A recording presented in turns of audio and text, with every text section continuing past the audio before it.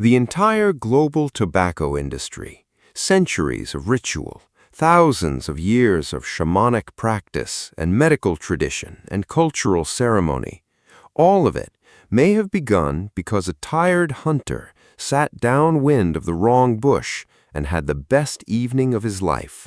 History is sometimes beautiful in the most absurd ways. Now, what does the physical evidence actually say? The oldest direct archaeological evidence of intentional cannabis use comes from burial sites in the Pamir Mountains of Central Asia, dating to around 500 BC. Excavators found wooden braziers containing superheated stones, alongside residue from cannabis plants with unusually high THC content. This was not wild hemp gathered for rope. This was carefully selected, ritually placed, deliberately used in a burial ceremony. But then the question arrives, the one that should be sitting in the back of your mind right now. Does the absence of older evidence mean it did not happen earlier? Or does it simply mean the evidence dissolved back into the earth before any archaeologist arrived? Stone tools survive millions of years because stone does not decay. But a leather pouch of dried herbs, a wooden pipe, a ritual fire pit lined with plant material? Gone within centuries under normal burial conditions. The absence of evidence here is absolutely not the evidence of absence. Then there is Herodotus. The ancient Greek historian, writing in the 5th century BC, described a nomadic people called the Scythians performing what he called a vapor bath. They erected small enclosed tents, heated stones until they glowed white, and threw hemp seeds directly onto those stones. Then they sat inside, breathing, and, as Herodotus wrote, howling with pleasure. For centuries, scholars assumed he was exaggerating. Then archaeologists excavated Scythian burial mounds and found bronze braziers, heated stones, and hemp residue, exactly as described. The man was not embellishing. He was, if anything, reporting with restraint. Now, let us talk about tobacco. Tobacco is native to the Americas. That single fact matters enormously. Europe, Africa, and Asia had never encountered it before 1492. When Columbus arrived in the Caribbean, he recorded something that baffled his crew entirely. People walking around with small glowing bundles of dried leaves, drawing the smoke in through their mouths and releasing it through their noses. His crew was confused. His crew also tried it themselves within weeks, because of course they did. But tobacco use in the Americas began thousands of years before any Europeans set foot there. Chemical residues found in ancient pipes placed tobacco use in the southeastern United States at least 3,500 years ago. Some researchers push that timeline to 10,000 years or further, tied to early cultivation in the Amazon basin. And in ancient America, tobacco was not recreational, it was sacred. Shamans did not smoke casually. They opened channels between worlds. The smoke itself was considered a living messenger, carrying prayers upward, carrying visions downward. Blowing smoke on someone was an act of blessing, of respect, of connection. When something is sacred, you do not chain smoke it while watching something on your phone. The idea of tobacco as a casual daily habit, something you reach for during a lunch break or while standing outside waiting for a bus, that is almost entirely a European invention, and a recent one. In 2019, researchers in Utah found a hearth site roughly 12,000 years old containing seeds of Nicotiana attenuata, a wild North American tobacco species. These seeds were not scattered randomly. They were concentrated, deliberately placed. This pushed the possible timeline of intentional tobacco use in the Americas back by thousands of years, and it raised a question that is hard to shake. If humans were deliberately burning tobacco 12,000 years ago in North America, what were humans in Africa, Asia, and Europe doing with their own local psychoactive plants at exactly the same time? because 12,000 years ago, humans were everywhere. And the desire to alter consciousness is not an American trait, it's a human one. Some anthropologists have taken this idea further than you might expect.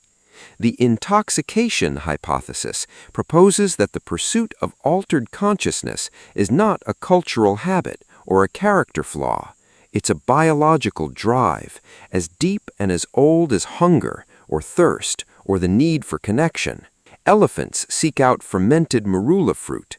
Reindeer in Siberia eat hallucinogenic mushrooms and then drink the urine of other reindeer because the compounds survive digestion. Reindeer doing psychedelic recycling in Siberia. The point is, if this behavior appears across species, across continents, across millions of years of evolution, it's not an accident. It's not a mistake. It may be architecture. And if that drive is real, then early humans, long before they had pottery, before they had agriculture, before they had any of the tools we normally associate with ritual, may have been deliberately choosing smoke, selecting campsites near certain plants, learning which smoke made you feel something and which made you feel like you were dying. That last distinction, by the way, occasionally fatal to discover. This is trial and error at the highest stakes imaginable. But the ones who figured it out remembered, and they told others. That's how most human knowledge traveled for most of human history. Not through libraries or schools, through lived experience, passed mouth to ear around a fire in the dark. There's another piece of this story that almost never gets mentioned. Smoking as medicine. The Ebers Papyrus, one of the oldest surviving medical documents on Earth, dates to ancient Egypt around 1500 BC. It describes treatments involving the deliberate inhalation of smoke from heated herbs, specifically for conditions affecting the throat and lungs. Yes, ancient Egyptians prescribed smoke for lung conditions. And while that sounds absurd from a modern perspective, the herbs they used, including henbane and various aromatics, do have genuine pharmacological properties when inhaled. The lungs as a delivery system made a certain logical sense. We still do exactly this today. Asthma inhalers, nebulizers, anesthetic gases. The burning part mostly did not survive. The logic of inhalation did. Ancient Ayurvedic medicine in India, over 3,000 years old, describes a practice called dhumapana, literally meaning smoke drinking, involving the precise inhalation of medicinal herbs through specialized pipes. Specific plants, specific conditions, centuries of refinement behind every protocol. Across ancient Egypt, ancient Greece, ancient India, ancient China, in virtually every early civilization on record, people inhaled smoke deliberately as a recognized medical practice, not because they were addicted, because it worked, or at least worked often enough to keep doing. And in a world without antibiotics or surgery, works often enough was a meaningful standard. There is one final dimension to this story that rarely receives the attention it deserves: social bonding. Humans evolved in groups. Group cohesion, the ability of people to trust each other, act together, hold together under pressure, was a matter of survival for most of our evolutionary history. Isolated individuals did not last long. Groups did. Modern neuroscience has confirmed something remarkable. Shared rituals synchronize neural activity. They increase trust measurably. They deepen group identity in ways that few other experiences replicate. When ancient humans sat together breathing shared smoke and entering a collective altered state, that was not just a ritual, that was technology, social infrastructure, the kind of deep, embodied trust that lets a group of people walk into danger together and walk back out. The smoke circle was not just a gathering, it was how communities held themselves together. And then, Europe arrived. When tobacco reached European shores in the 16th century, it spread faster than almost anything that had come before. Within decades, a practice that had taken indigenous Americans thousands of years to integrate into a measured, sacred, carefully maintained cultural tradition became a continental obsession. By the 1600s, tobacco was traded globally. By the 1700s, powdered snuff was fashionable across aristocracy. By the 1800s, cigars were everywhere. And by the early 1900s, the industrially manufactured cigarette had arrived, cheaper, more convenient, and more addictive than anything that had existed before. And then, the tobacco industry of the 20th century spent decades and billions suppressing evidence their own scientists had gathered. They marketed to children, they hired physicians to endorse their products, they engineered cigarettes specifically to hit faster, harder, and fade more quickly, maximizing the cycle of craving. A shaman in 500 BC placing herbs on hot stones in a burial ritual, and a tobacco executive in 1960 signing off on campaigns targeting teenagers both worked with the same plant. Almost nothing else about them was the same. The distance between those two figures is one of the larger moral chasms in recorded history. So when exactly did humans start smoking? The honest answer is, we do not know. The physical evidence takes us back 12,000 years with confidence, and possibly much further with reasonable inference.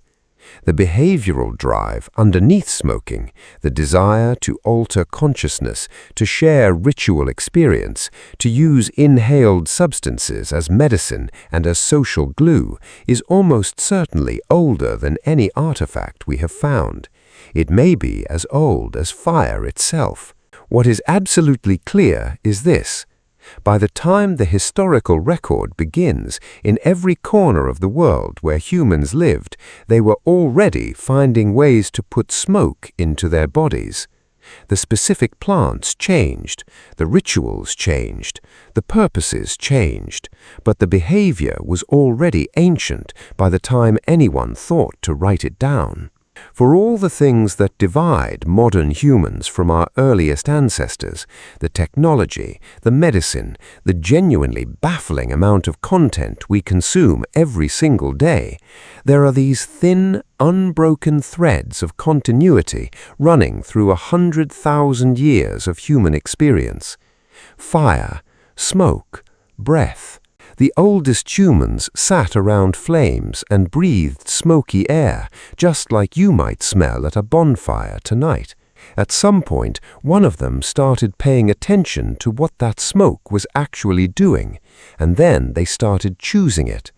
And they passed that choice down, through generations that never wrote a single word, through traditions that survived only because someone remembered and someone else was listening, all the way to the Scythians howling in their tents, and the Egyptian physicians prescribing henbane, and the Mayan shamans reading visions in rising columns of smoke, and the Taino people on a Caribbean beach watching confused Europeans try tobacco for the first time and cough until their eyes watered. Next time you catch a whiff of wood smoke on a cold evening, you are participating in something far older than you realize.